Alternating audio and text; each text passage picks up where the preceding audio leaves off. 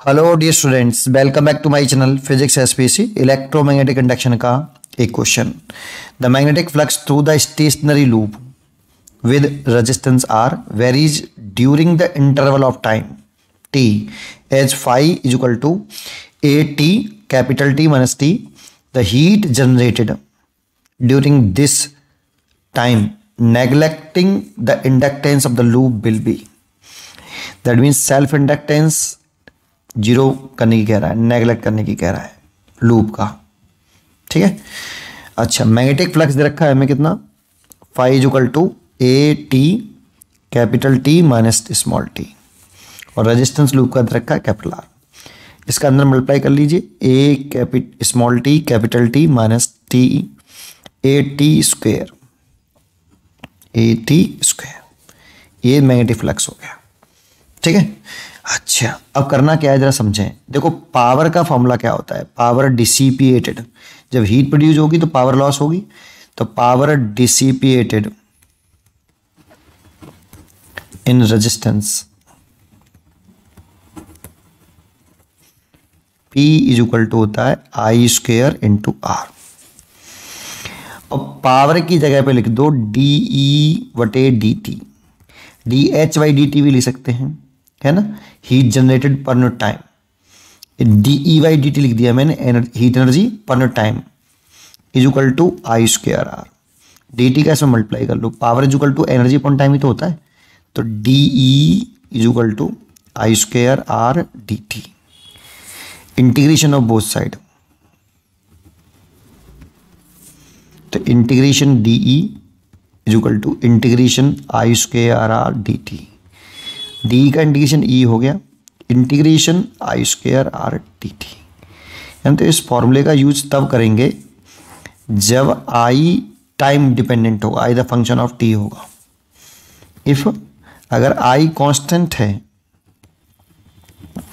तो आई बाहर आ जाएगा, ई बराबर आई स्क्वेयर आर बाहर आ जाएगा, इंटीग्रेशन डी टी, और डी टी का इंटीग्रेशन होता है टी, तो आई स्क्वेयर आर टी।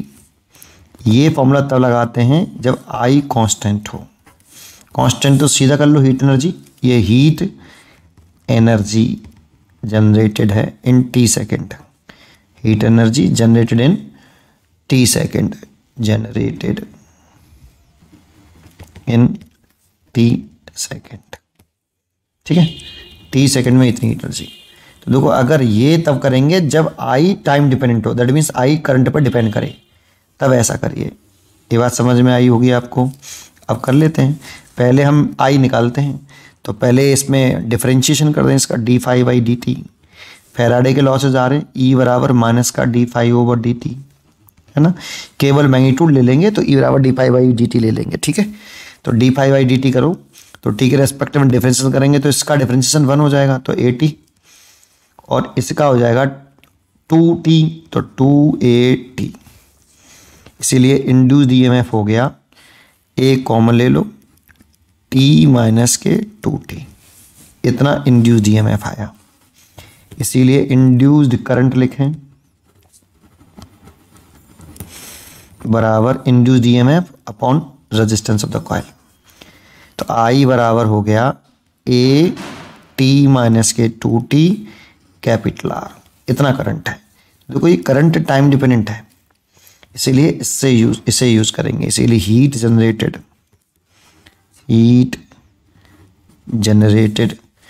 ई बराबर integration I square R D T. I की वैल्यू पुट करें तो A square upon R square, T minus K 2t का whole square into R D T. ये देखो, ये मैंने आई की वैल्यू पुट कर दी, एक आर से एक आर चला जाएगा। ए स्क्वेयर अपॉन आर तो कांस्टेंट टर्म है, इंटीग्रेशन इसका आप होल स्क्वेयर खोल लो, तो T square minus plus 4t square और minus 4 capital T small T, और ये ऐसे लिख दो डी टी, और लिमिट लिख दो 0 से कैपिटल टी। 0 से कैपिटल टी क्यों? क्योंकि कह रहा है कि ये during interval of time T तक वेरी कर रहा है बेटा आपका, varies during time interval of T, capital T तक। तो जितने टाइम तक ये वेरी करेगा उतने टाइम तक करंट डेवलप होगी, उतने टाइम तक ही हीट जनरेट होगी। और वो पूछ रहा है ड्यूरिंग दिस टाइम, इसीलिए 0 से t है ना। तो ये एनर्जी हो गई, तो लिख सकते हैं a²/r। अब इसका इंटीग्रेशन कर लो बेटा आप, t² का इंटीग्रेशन। तो इंटीग्रेशन t का नहीं करेंगे, स्मॉल t के रेस्पेक्ट में कर रहे हैं, तो t² तो बाहर आ जाएगा, इंटीग्रेशन है ना। मैं अलग अलग कर लेता हूँ इसको, 0 से t dt हो गया, प्लस 4 बाहर आ जाएगा, इंटीग्रेशन d² dt, और 0 से कैपिटल T, माइनस के 4t बाहर आ जाएगा, इंटीग्रेशन t dt, 0 से t। ये इंटीग्रेशन हो गया। तो a²/r तो बाहर है ये पूरे में, t² dt कंडीशन बताओ, तो t हो गया स्मॉल t, और लिमिट हो गई 0 से capital T, plus 4 t² condition बताओ, t³/3, और लिमिट हो गई 0 से t, माइनस के 4t dt का इंटीग्रेशन आओ, t²/2, लिमिट हो गई 0 से कैपिटल T। तो देखो ये a²/r हो गया। t लिमिट लिखेंगे, पहले t को रिप्लेस करके पहले अपर लिमिट माइनस लगा के लोअर लिमिट, तो t माइनस के 0, तो t हो जाएगा, और t² तो हो गया t³, ये t हो गया, t का मल्टीप्लाई t² में करेंगे तो t³ प्लस 4/3 है ना, ये 3 हो गया।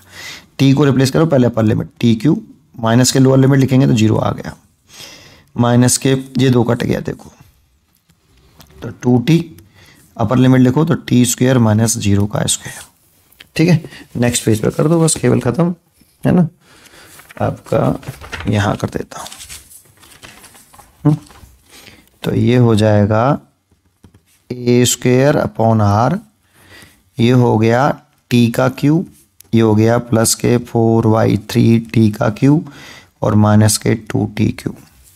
तो a²/r ये हो गया 4/3 t³ माइनस t³।